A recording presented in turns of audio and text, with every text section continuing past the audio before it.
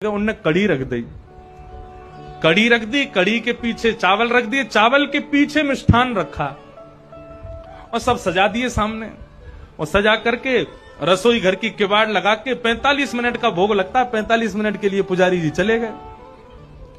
45 minute बाद जैसे ही पुजारी जी भीतर आए तो क्या देखा, सिंहासन पर ठाकुर जी है ही नहीं। ठाकुर जी है ही नहीं वहां पर। पुजारी जी बोले, अरे भैया ठाकुर जी कहां गए? पूरे मंदिर में हल्ला है, वो सब इकट्ठे है गए, ठाकुर जी कहां चले गए? कोई न कहीं बोले छोटे से ठाकुर जी है सके, इनमें कढ़ाई में गिर गए हों, छानो। तो सिंहासन के आगे वाली जो कड़ी की कढ़ाई ही कही जैसे ही छानी, तो जैसी छानी तो वहां में ठाकुर जी निकल आए। अब तो महाराज पुजारी जी बड़े जोर से हंसे, बोले अरे लाल जी को कड़ी इतनी भाग गई, इतनी बढ़िया लगी कड़ी की वहां में कूद ही गए। अब तो भैया रोज कड़ी बनेगी ठाकुर जी के काज। अब तो कोई भी उत्सव हो, कछु भी हो, रोज कड़ी बन रही है, रोज ठाकुर जी के आगे कड़ी रखी जावे।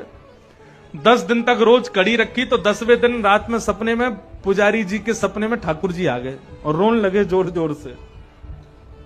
पुजारी जी बोले, ठाकुर जी रो काई को रहे हो? बोले मैं यहां मारे रो रहा हूं, तुम रोज कड़ी को भोग लगा रहे हो। बोले मैं तो यहां मारे लगा रहा हूं, बाद में आप कड़ी में कूद गए, इतनी बढ़िया लगी कि वहां में डूब ही गए, तो हमको लगी कड़ी ज्यादा पसंद आ गई है, तो रोज कड़ी को भोग लग रहा है।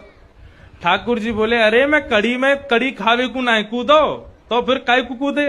बोले तुमने खीर दूर रख दी, मैं तो खीर खावे जा रहा हूं, बीच में कड़ी पड़ गई, सुबह में गिर गो। अब तुमको लगी कि मुझको कड़ी पसंद है तो रोज कड़ी को भोग लगा रहे हो।